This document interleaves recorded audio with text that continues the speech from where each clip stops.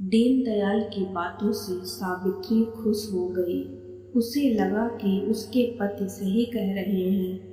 तभी तो दीनदयाल की रिटायरमेंट पार्टी में आयुक्त इंजीनियर से लेकर चपरासी तक शामिल हुए थे और एक जुलूस के साथ फूल मालाओं से लादकर उन्हें घर छोड़ गए थे। दीनदयाल ने सोचा, एकदम ऊपर स्तर पर जाने के बजाय नीचे स्तर से काम करवा लेना चाहिए। इसलिए उन्होंने नक्शा बनवाने का काम बाहर से करवाया और उसे पास करवाने के लिए सीधे नक्शा विभाग में काम करने वाले हरिशंकर के पास गए। हरिशंकर ने पहले तो दीनदयाल जी के पैर छूकर उनका स्वागत किया, लेकिन जब उसे मालूम हुआ कि उनके गुरु अपना नक्शा पास करवाने आए हैं, तब उसके व्यवहार में अंतर आ गया। एक निगाह हरिशंकर ने नक्शे पर डाली, फिर उसे लापरवाही से दराज में डालते हुए बोला, ठीक है सर, मैं समय मिलते ही देख लूँगा। ऐसा है कि कल मैं छुट्टी पर रहूँगा। इसके बाद दशहरा और दिवाली त्योहार पर दूसरे लोग छुट्टी पर चले जाते हैं।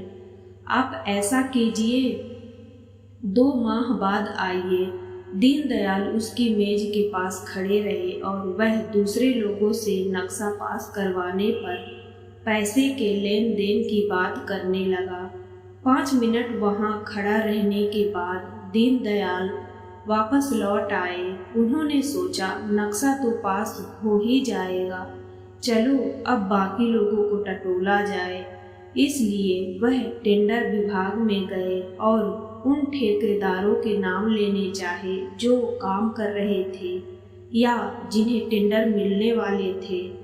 वहां काम करने वाले रमेश ने कहा, सर, आजकल यहाँ बहुत सख्ती हो गई है और गोपनीयता बरती जा रही है, इसलिए उनके नाम तो नहीं मिल पाएंगे, लेकिन यह जो ठेकेदार करीम मियाँ खड़े हैं, इनसे आप बात कर लीजिए। रमेश ने करीम को आंख मारकर इशारा कर दिया और करीम मियाँ ने दीनदयाल के काम को सुनकर दोगुना एस्टीमेट बता दिया। आखिर थक हार कर दीनदयाल घर लौट आए और टेलीविजन देखने लगे। उनकी पत्नी सावित्री ने जब काम के बारे में पूछा तो गिरे मन से बोले, अरे ऐसी जल्दी भी क्या है, सब हो जाएगा। अब दीनदयाल का मुख्य उद्देश्य नक्शा पास करवाना था।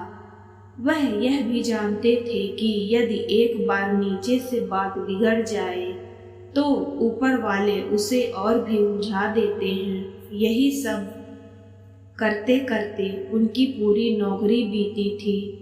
इसलिए 2 महीने इंतजार करने के बाद वह फिर हरिशंकर के पास गए।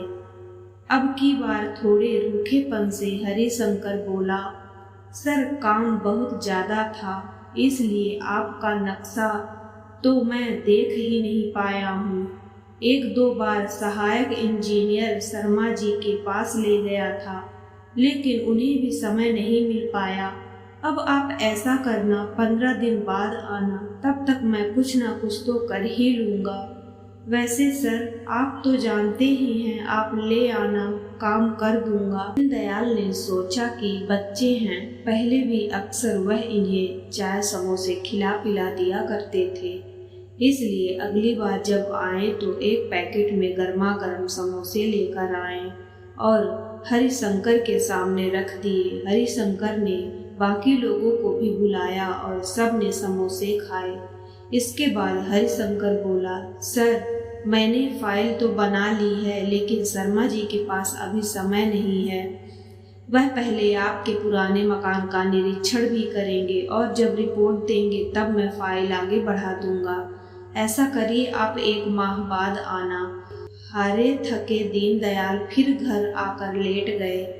सावित्री के पूछने पर वह उखड़ कर बोले, देखो, इनकी हिम्मत मेरे से ही सीखा और मुझे ही सिखा रहे हैं।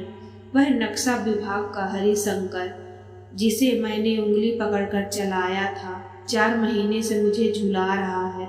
अरे, जब विभाग में आया था तब उसके मुंह से मक्खी नहीं उड़ती थी और आज मेरी बदौलत वह लखपति हो गया है और मुझे ही। सावित्री ने कहा, देखो जी, आजकल बाप बड़ा ना भैया, सबसे बड़ा रुपया, और जो परंपराएं आपने विभाग में डाली हैं वही तो वे भी आगे बढ़ा रहे हैं। परंपरा की याद आते ही दीनदयाल चिंता मुक्त हो गए। अगले दिन 5,000 रुपए की एक गड्डी लेकर वह हरिशंकर के पास गए और उसकी दराज में चुपचाप रख दी। हरिशंकर ने खुश होकर दीनदयाल की फाइल निकाली और चपरासी से कहा, अरे सर के लिए चाय समोसे ले आओ। फिर दीनदयाल ने वह बोला, सर कल आपको पास किया हुआ नक्शा मिल जाएगा।